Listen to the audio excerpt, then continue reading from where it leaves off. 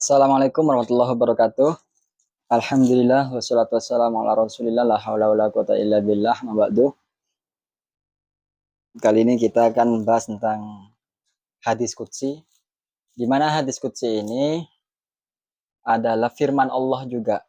Jadi sama termasuk firman Allah namun selain Al-Qur'an. Ketika baca Al-Qur'an kita dapat pahala, namun kalau hadis qudsi kita membacanya tidak ada pahala. Dan menyentuhnya pun tidak harus dengan berwudu. Kalau Al-Quran, mayoritas ulama menyarankan, mewajibkan harus berwudu. Dan selanjutnya, perbedaan hadis qudsi dan Al-Quran yang sangat nampak adalah Al-Quran itu mukjizat, di mana mukjizat para nabi itu menyesuaikan kaumnya. Di kaum Quraisy itu di saat Nabi Muhammad SAW sangat sekali nampak syair-syairnya yang luar biasa. Pandai sekali bersyair. Bahkan untuk mempengaruhi orang itu bisa dengan syair. Ada namanya Hasan bin Thabit.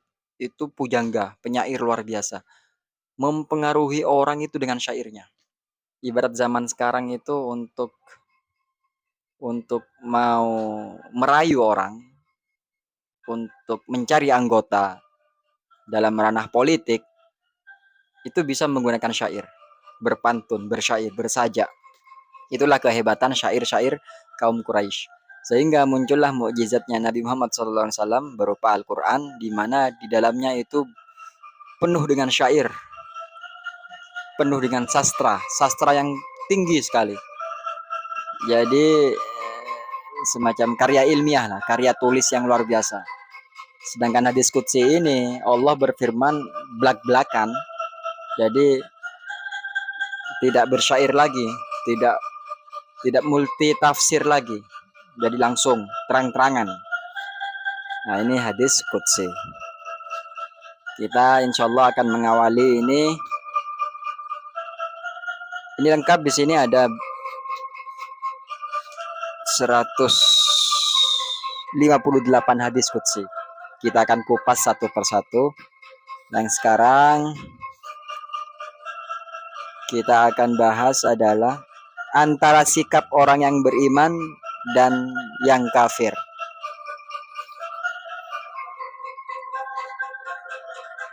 Ini ada hadis riwayat Bukhari dan Muslim. Hadits Zaid bin Khalid Al-Juhani radhiyallahu anhu qala shalla bina Rasulullah sallallahu alaihi wasallam salat as-subhi bil Hudaybiyah fi ithri sama'i kanat minal laili falamman syarafa aqbala 'alan nasi faqala hal tadruna madza qala rabbukum qalullahu wa rasuluhu a'lam qala asbaha min ibadi mu'minun bi wa kafirun fa amma man qala mufirna bi fadlillah wa rahmatihi fadzalika mu'min kafirun bil kaukabi wa amma man qala mufirna bi nau'i kadza wa kadza fadzalika kafirun bi mu'minun bil kaukabi. Jadi diriwayatkan dari Zaid bin Khalid Al-Juhani berkata Rasulullah SAW melaksanakan sholat subuh bersama kami di Hudaybiyah selepas hujan turun pada malam itu. Jadi tengah malam itu hujan. Subuhnya Nabi sholat berjamaah lalu bilang, tahukah kamu apa yang telah difirmankan oleh Tuhan kamu? Para sahabat menjawab, Allah dan Rasulnya yang mengetahui. Maka Nabi bersabda, Allah berfirman, di antara hamba-hambaku ada yang beriman dan ada pula yang kafir. Adapun orang-orang yang berkata, kami diberi hujan malam ini atas anugerah dan rahmat Allah. Nah, inilah orang-orang yang beriman. Ada pula orang-orang yang berkata,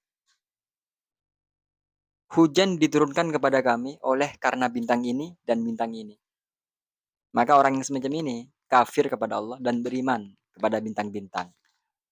Artinya, di hadis qudsi ini menegur kita bahwa ada di antara kita yang masih meyakini.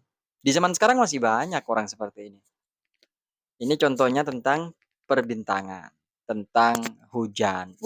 Hujan ini mungkin gara-gara bintang ini, bintang ini. Oh, pantas hujan.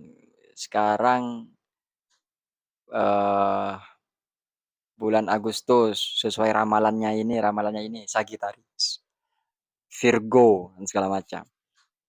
Nah, ini hadisnya simple membahas tentang iman dan kafir karena menyandingkan suatu peristiwa kepada selain Allah.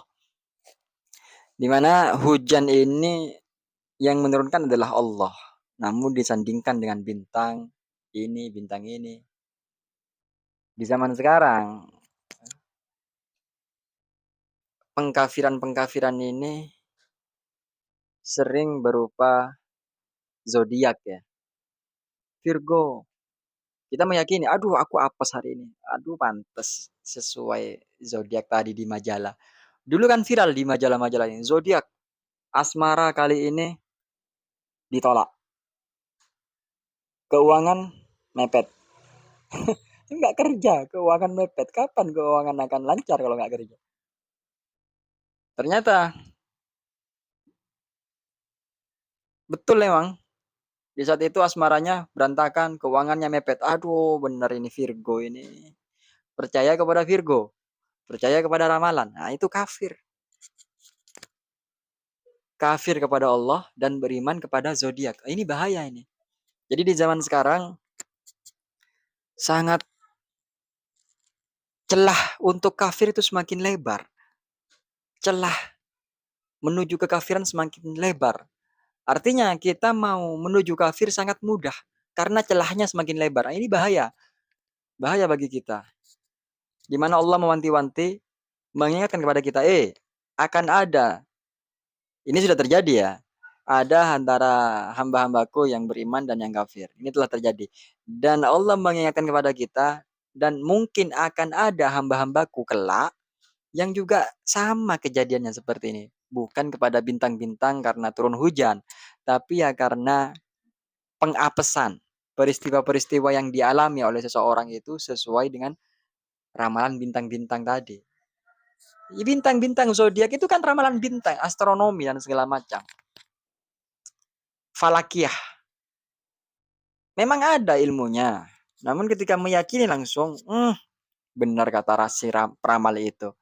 Ini larinya ke soal ramalan, soal apa? Dukun dan segala macam. Muslihat-muslihat dari perdukunan itu ya. Jadi pembahasan kali ini tentang keyakinan kita, bagaimana kita diuji dengan segala aktivitas kita itu benar nggak kita yakin bahwa yang terjadi ini mutlak dari Allah. Atau hati kita ini tergoda oleh bisikan-bisikan yang lain. Aduh, sial. Tadi ini aku mungkin nggak ngasih uang ke sesajen. Di zaman dulu saya punya rumah di kampung ya. Dekat rumah itu ada selokan. Di selokan itu di pinggirnya ada batu, banyak sesajen di sana. Mitosnya adalah kalau lewat sana nggak ngasih apa-apa, akan apes, akan kecelakaan atau apalah. Sehingga orang-orang itu setiap lewat, saya pun masih kecil sama teman-teman kalau main. Kalau lewat itu mesti ngasih. Permisi, Amit, ngelemparin uang. Ini suatu kekafiran. Astagfirullahaladzim. Ini harus kita tobati. Ayo, Bapak Ibu yang pernah melakukannya, disengaja atau tidak sengaja, mengetahui atau belum mengetahui, maka beruntunglah karena sekarang sudah mengetahui, maka eh, ayo taubat, istighfar bahwa itu suatu kesalahan yang fatal Ini kesalahan yang fatal karena kafir, dosa besar, menyekutukan Allah, diselingkuhi. Allah nggak mau diselingkuhi.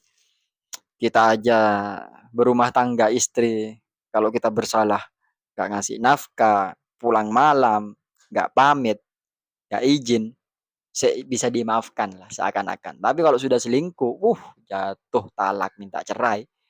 Sama seperti Allah. Allah kalau udah minta cerai, kita mau ke siapa? Mau kemana? Ya, sementara itu aja dulu untuk pembahasan kali ini. Insya Allah akan terus berlanjut. Akan terus berlanjut. Subhanakallahumma wa bihamdika asyhadu an la ilaha illa anta astaghfiruka wa atubu ilaik. Assalamualaikum warahmatullahi wabarakatuh.